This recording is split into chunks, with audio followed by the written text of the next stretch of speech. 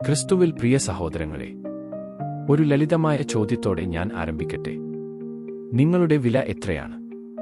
ദേവാലയത്തിൽ ചോദിക്കാൻ ഇത് ഒരു വിചിത്രമായ ചോദ്യമായി തോന്നാം. എന്നാൽ ഓരോ ദിവസവും നാം കേൾക്കുന്നത് എന്താണ്? ആളുകൾ തങ്ങളുടെ നിലപാടുകൾ മാറ്റുന്നു, തങ്ങളുടെ തത്വങ്ങൾ ഉപേക്ഷിക്കുന്നു, വിശ്വാസങ്ങളെ വിട്ടുവീഴ്ച ചെയ്യുന്നു, സ്വകാര്യ നേട്ടത്തിനു വേണ്ടി സത്യത്തെ ബലികഴിക്കുന്നു.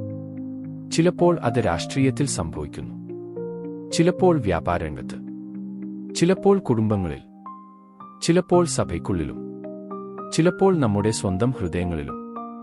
അതിനാൽ വീണ്ടും ചോദിക്കട്ടെ, നിങ്ങളുടെ വില എത്രയാണ്? നിങ്ങളുടെ മൂല്യങ്ങൾ വിട്ടുകൊടുക്കാൻ എത്ര മതിയാകും? നിങ്ങളുടെ മനസ്സാക്ഷിയെ വഞ്ചിക്കാൻ എത്ര മതിയാകും? ശരിയെന്ന് നിങ്ങൾക്കറിയാവുന്ന കാര്യങ്ങൾ ഉപേക്ഷിക്കാൻ എത്ര മതിയാകും? ഇന്നത്തെ സുവിശേഷം നമ്മോട് ചോദിക്കുന്നത് ഇതേ ചോദ്യമാണ്. യേശു പറയുന്നു, ആർക്കും രണ്ടു യജമാനന്മാരെ സേവിക്കാൻ കഴിയില്ല. ചിലപ്പോൾ അല്ല, പ്രത്യേക സാഹചര്യങ്ങളിൽ അല്ല, ഒരിക്കലും അല്ല. ആർക്കും രണ്ടു യജമാനന്മാരെ സേവിക്കാൻ കഴിയില്ല. ഒടുവിൽ ഒരാൾ ജയിക്കും. ഒരാൾ നമ്മുടെ തീരുമാനങ്ങളെ നിയന്ത്രിക്കും, ഒരാൾ നമ്മുടെ മുൻഗണനകളെ നിർണ്ണയിക്കും, ഒരാൾ നമ്മുടെ ഹൃദയം സ്വന്തമാക്കും. യേശു ആ രണ്ടു യജമാനന്മാരെ വ്യക്തമാക്കുന്നു: ദൈവവും മാമോനും. പലരും ഈ മാമോന്യെ എന്ന വാക്കിനെ തെറ്റിദ്ധരിക്കുന്നു. അവർ കരുതുന്നത് അത് പണത്തെക്കുറിച്ചാണ് എന്നാണ്.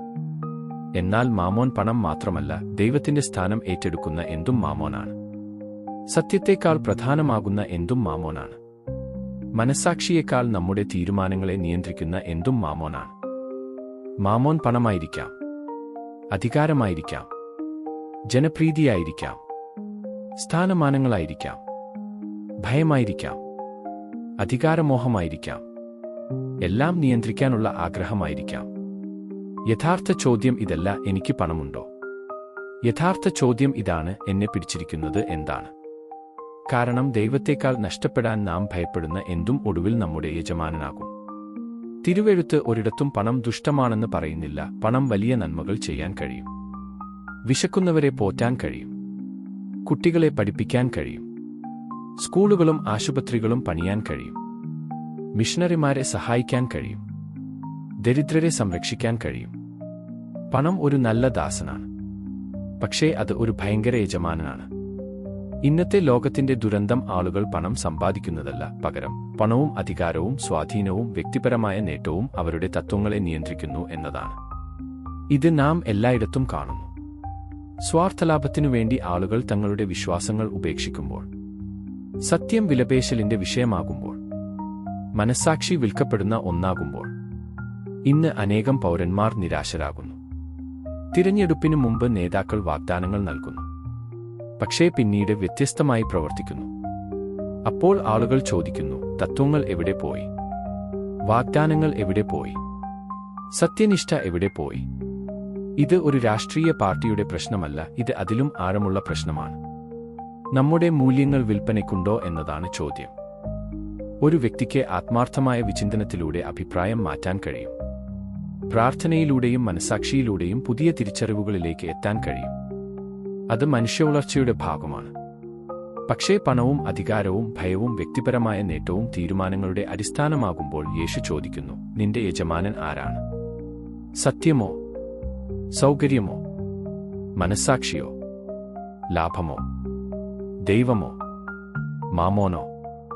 പ്രിയ സഹോദരങ്ങളെ, ഈ ചോദ്യം രാഷ്ട്രീയക്കാർക്ക് മാത്രമുള്ളതല്ല, നമുക്കെല്ലാവർക്കും ഉള്ളതാണ്. ഒരു വ്യാപാരിക്ക് മാമോനെ സേവിക്കാം, ഒരു വൈദികൻ മാമോനെ സേവിക്കാം, ഒരു സന്യാസിക്ക് മാമോനെ സേവിക്കാം, ഒരു അധ്യാപകൻ മാമോനെ സേവിക്കാം, ഒരു മാതാപിതാവിന് മാമോനെ സേവിക്കാം, ഒരു വിദ്യാർത്ഥിക്ക് മാമോനെ സേവിക്കാം. നേട്ടത്തിനു വേണ്ടി സത്യത്തെ ഉപേക്ഷിക്കുമ്പോഴെല്ലാം നാം തെറ്റായ യജമാനെ സേവിക്കുകയാണ്. യൂദാസിനെ ഓർക്കുക, അവന്റെ വില 30 വെള്ളിക്കാശായിരുന്നു. പീലാത്തോസിനെ ഓർക്കുക, അവന്റെ വില രാഷ്ട്രീയ സുരക്ഷയായിരുന്നു. ധനികനായ യുവാവിനെ ഓർക്കുക, അവന്റെ വില അവന്റെ സമ്പത്തായിരുന്നു. ഓരോരുത്തരും ഒരു നിർണായക നിമിഷത്തെ നേരിട്ടു. ഓരോരുത്തരും ഒരേ ചോദ്യത്തെ നേരിട്ടു: നിന്റെ യജമാനൻ ആരാണ്? ഇന്നും ആ ചോദ്യം നമ്മോടാണ്. എന്റെ വില എന്താണ്? എന്റെ വിശ്വാസം വിട്ടുകൊടുക്കാൻ എന്താണ് എന്നെ പ്രേരിപ്പിക്കുക? എന്റെ മനസ്സാക്ഷിയെ വഞ്ചിക്കാൻ എന്താണ് എന്നെ പ്രേരിപ്പിക്കുക? സത്യത്തെ ബലികഴിക്കാൻ എന്താണ് എന്നെ പ്രേരിപ്പിക്കുക? അതുകൊണ്ടാണ് യേശു ഉടനെ ഉത്കണ്ഠയെക്കുറിച്ച് സംസാരിക്കുന്നത്. നിങ്ങളുടെ ജീവിതത്തെക്കുറിച്ച് ഉത്കണ്ഠപ്പെടരുത്. യേശു പറയുന്നത് ജോലി ചെയ്യരുത് എന്നല്ല, ഉത്കണ്ഠപ്പെടരുത് എന്നാണ്. ഇവ തമ്മിൽ വലിയ വ്യത്യാസമുണ്ട്. ജോലി ഉത്തരവാദിത്വമാണ്. ഉത്കണ്ഠ ഭയമാണ്. ജോലി ആവശ്യമാണ്. ഉത്കണ്ഠ അടിമത്തമാണ്. അതിനാൽ യേശു ആകാശത്തിലെ പക്ഷികളെ കാണിക്കുന്നു. അവ കഠിനാധ്വാനം ചെയ്യുന്നു, ഭക്ഷണം അന്വേഷിക്കുന്നു, കൂട് പണിയുന്നു, കുഞ്ഞുങ്ങളെ പരിപാലിക്കുന്നു. എന്നാൽ അവ ഉത്കണ്ഠയിൽ ജീവിക്കുന്നില്ല, അവ പിതാവിൽ ആശ്രയിക്കുന്നു. ശേഷം യേശു വയലിലെ പൂക്കളെ കാണിക്കുന്നു. അവ നമ്മെ പഠിപ്പിക്കുന്നത് അവ നട്ടിടത്ത് വിരിയുന്നു, സൂര്യപ്രകാശത്തിലേക്ക് തുറക്കുന്നു, ദൈവത്തിന്റെ പരിപാലനത്തിൽ വിശ്വസിക്കുന്നു. ദൈവം പൂക്കളെ ഇത്ര മനോഹരമായി അലങ്കരിക്കുന്നുവെങ്കിൽ തന്റെ മക്കളെ എത്ര അധികം കരുതും. വിശുദ്ധർ ഇത് മനസ്സിലാക്കി. കൊൽക്കത്തയിലെ വിശുദ്ധ മദർ തെരേസ് വിശ്വാസം മാത്രം കൈമുതലാക്കി ദരിദ്രരുടെ ഇടയിലേക്ക് ഇറങ്ങി. ജോർജ് മുള്ളർ ദൈവപരിപാലനത്തിൽ ആശ്രയിച്ച് ആയിരക്കണക്കിന് അനാഥരെ സംരക്ഷിച്ചു. വിശുദ്ധ ജോൺ ഓഫ് ദ ക്രോസ് യഥാർത്ഥ സ്വാതന്ത്ര്യം അനാസക്തിയിലാണെന്ന് പഠിപ്പിച്ചു. അദ്ദേഹം മനസ്സിലാക്കിയിരുന്നു, നാം എന്ത് കൈവശം വയ്ക്കുന്നു എന്നതല്ല പ്രശ്നം, എന്താണ് നമ്മെ കൈവശം വയ്ക്കുന്നത് എന്നതാണ് പ്രശ്നം. വിശുദ്ധ ആവിലായിലെ തെരേസ് പറഞ്ഞതുപോലെ, ദൈവം മാത്രം മതിയാകുന്നു. ദൈവം ജീവിതത്തിന്റെ കേന്ദ്രത്തിൽ വരുമ്പോൾ എല്ലാം ശരിയായ സ്ഥാനത്ത് എത്തുന്നു. അതിനാലാണ് ഇന്നത്തെ സുവിശേഷത്തിന്റെ ഹൃദയം. ആദ്യം ദൈവരാജ്യവും അവിടുത്തെ നീതിയും അന്വേഷിക്കുവിൻ. ആദ്യം സമ്പത്തല്ല, ആദ്യം അധികാരമല്ല, ആദ്യം വിജയമല്ല, ആദ്യം സ്വാധീനമല്ല, ആദ്യം ദൈവം, ആദ്യം സത്യം, ആദ്യം നീതി, ആദ്യം വിശ്വാസം, ബാക്കി എല്ലാം അതിനുശേഷം. പ്രിയ സഹോദരങ്ങളെ, ഇന്നത്തെ ലോകത്തിന്റെ ഏറ്റവും വലിയ പ്രതിസന്ധി അറിവില്ലായ്മയല്ല, സത്യനിഷ്ഠയുടെ അഭാവമാണ്. വിവരങ്ങളുടെ അഭാവമല്ല, വിശ്വസ്തതയുടെ അഭാവമാണ്. ഇന്ന് ലോകം അന്വേഷിക്കുന്നത് വിൽക്കപ്പെടാത്ത തത്വങ്ങളുള്ള മനുഷ്യരെയാണ്, വിൽക്കപ്പെടാത്ത മനസ്സാക്ഷിയുള്ള മനുഷ്യരെയാണ്, വിൽക്കപ്പെടാത്ത സത്യനിഷ്ഠയുള്ള മനുഷ്യരെയാണ്, വിൽക്കപ്പെടാത്ത വിശ്വാസമുള്ള മനുഷ്യരെയാണ്. ഇത് നമ്മിൽ നിന്നാണ് ആരംഭിക്കേണ്ടത്. അതുകൊണ്ട് നമുക്ക് സ്വയം ചോദിക്കാം, ഞാൻ എന്താണ് നഷ്ടപ്പെടാൻ ഭയപ്പെടുന്നത്? എന്റെ തീരുമാനങ്ങളെ നിയന്ത്രിക്കുന്നത് എന്താണ്? എന്റെ ഏറ്റവും വലിയ ഉത്കണ്ഠ എന്താണ്? എന്റെ യജമാനൻ ആരാണ്? പക്ഷികൾ വിശ്വസിക്കുന്നു, പൂക്കൾ സമർപ്പിക്കുന്നു, വിശുദ്ധർ സഹിച്ചു നിൽക്കുന്നു. യേശു നമ്മെ വിശ്വാസത്തിലേക്ക് ക്ഷണിക്കുന്നു. പ്രിയ സഹോദരങ്ങളെ, നിങ്ങൾക്ക് നിങ്ങളുടെ വിലാസം മാറ്റാം, നിങ്ങളുടെ ജോലി മാറ്റാം, നിങ്ങളുടെ രാഷ്ട്രീയ നിലപാട് മാറ്റാം, ജീവിതത്തിൽ പലതും മാറ്റാം. പക്ഷേ നിങ്ങളുടെ സത്യനിഷ്ഠ ഒരിക്കലും വിൽക്കരുത്.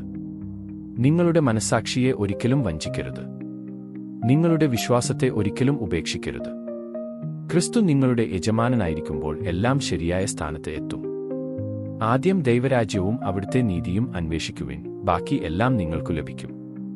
ആമേൻ.